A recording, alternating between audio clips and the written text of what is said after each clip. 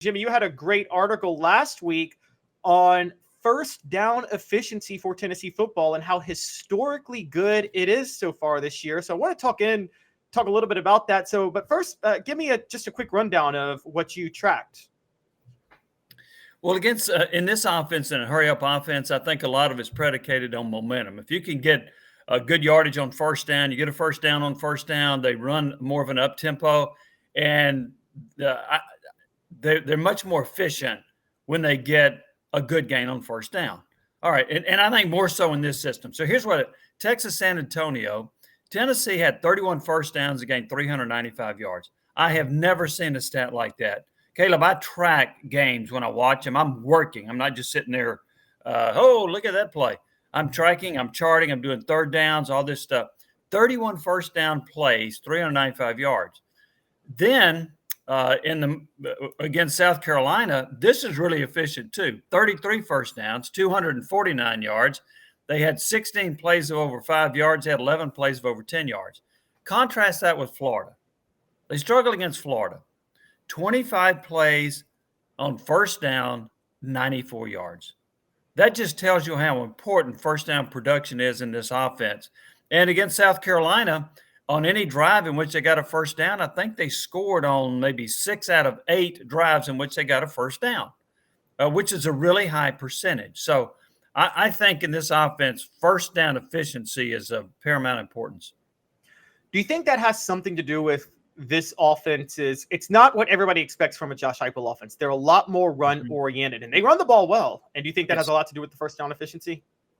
Yeah, I do. Well, they spread the field. And so the old mantra that you hear, take advantage of what the defense gives you, and they're able to do that. But in spreading the field, it creates positive numbers in the run game. For example, a lot of teams only have 5 or 6 in the box. If another team has 5 or 6 in the box, that's a running down, and an efficient running down, in particular if you have good running backs. You don't have to have a great offensive line. Just get somebody in the way. Because you don't have that much, you really have almost no safety help. And then and sometimes the linebackers spread out. So you've got some running lanes that you can create just by getting in somebody's way. So I think by spreading the field, they've got receivers, and you've seen this. They got receivers from sideline to sideline, 53 yards apart. And you've got to respect that. And if you don't, Tennessee's going to throw it to them. So they spread the field in many instances to run the football, not to pass it. Yeah, and a crucial part of this offense, I believe, is to run the football, and it does require good interior blocking. And do you think part of the problem with Florida was, I don't know if you're like me, liking to call out names, but I just don't think Andre Carrick was able to handle that moment at left guard, and I think that really cost Tennessee on. I think that's why their first down efficiency was so bad. I don't think Ollie Lane did either. I think those two hurt. Florida had depending on who you listen to, either a 440-pound nose tackle or 380. I don't know what he weighs, but he outmanned Tennessee up front. And I don't think Carrick played well either. I think the middle of the line did not play well at all. And so Florida was able to stuff the run with the 4-man front without a whole lot of help. So, yeah, I think that was important.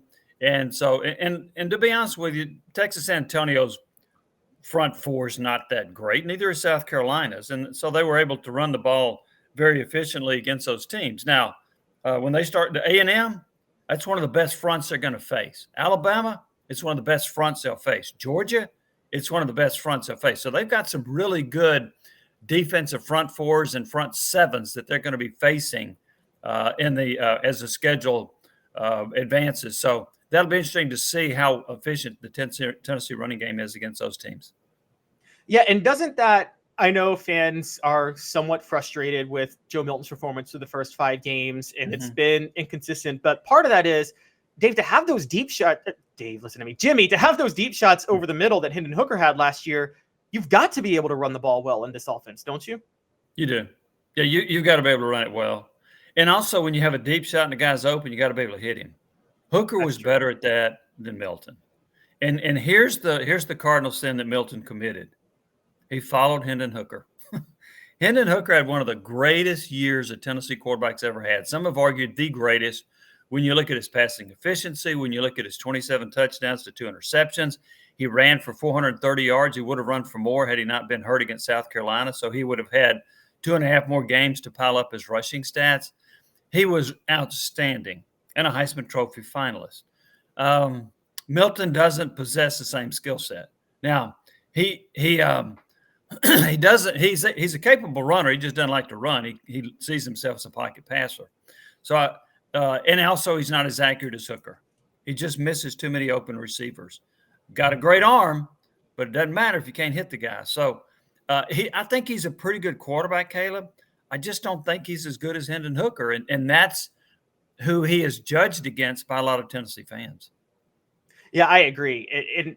I think with Heupel's offense, fluidity with your mobility and deep ball accuracy are the two most important things.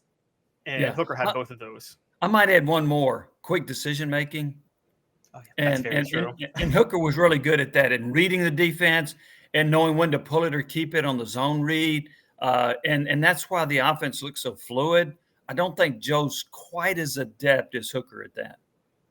Yeah, those passes over the middle, he's always late in deciding to throw it over the middle. You're right. And that's a big issue. It's funny you bring this up because this is kind of a summer conversation Dave and I had. You weren't on the show at the time, but I'd love your perspective on it because we're talking about these type of traits to run the Heupel offense.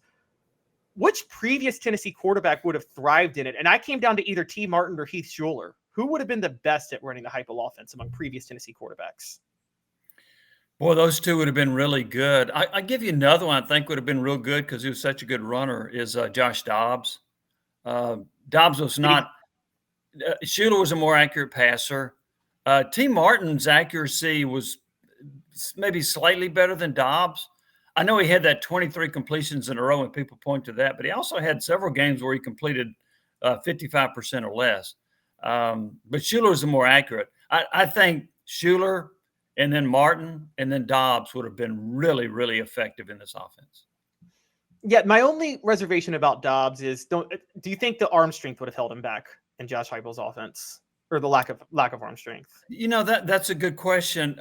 Here's the deal that I look at with arm strength. I always point to this guy that came from Florida named Danny Werfel.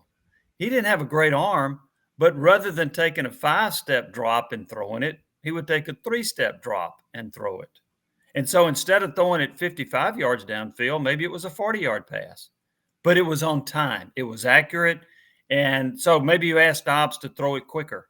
So he doesn't have to throw a 55-yard pass. He's throwing it maybe 40 in the air. And because those receivers, when they get open, and they do get open a lot in this offense, you just have to hit them. So I would ask Dobbs to probably throw it a little bit sooner than those others. Yeah, and I think Danny Werfel, the big thing with him was he was always willing to take the hit after he threw it, too. Yeah, he was. Yeah, he was a tough character. Yeah, and that's probably why they lost that 96 game to Florida State. And then didn't they get revenge because they put him in the shotgun because he took way too many hits in the regular season game? Well, and I may be a little off on that, the revenge I think was 52-21. They destroyed Florida State in the Sugar Bowl. So yeah, that. They had to change, and they did. Sometimes Spurrier is hard-headed and wouldn't change, but he had to in that case, and it worked. And it's funny to actually mentioning Spurrier, and we talk about first down efficiency. I wanted to go there because that's a similarity with Heupel too, where Spurrier wanted to run the ball a lot too, right? He spread the field, but then he always had an elite running back, didn't he, in the 90s that you had to respect? He typically did. I think he had Eric Rhett. I think he had Fred Taylor. But here's what I remember about what Spurrier would do. Spurrier would throw the ball a lot early and build a lead and then run it in the second half when you're trying to play catch up. So he's still spreading the field, but now he's running it and he's running some more clock. So that's a lot of what Florida did. Throw it to build a lead, run in the second half to hold the lead. So you think that seemed to be a problem with Spurrier, whereas if it was a close game, he got a little bit impatient and was trying to force the passing game sometimes? Yeah. Oh, yeah. He did that against – I think he lost 2 in a row to Auburn, and I think that was a big factor in that. He got impatient, started throwing it down the field. He even went into one Auburn game. It was really a ridiculous thing to do. But he went in and said, well, if my quarterback Terry Dean doesn't play well, I just go to my backup. Who does that? Who says, hey, if my quarterback doesn't play well, I'm going to bench him? I mean, and so what happened? Terry Dean didn't play well. They went to the backup and they lost the game. That's what you had to love about him, was his honesty, though. Never lied. I've never known Spurrier. I remember him kind of being on. I think he hurt Jadeveon Clowney. I mean, he still went #1, but I remember he kind of was open about Jadeveon didn't really give it us all his last year in South Carolina, and basically said, no, he was right. Yeah, but nobody says that. Yeah, nobody says that.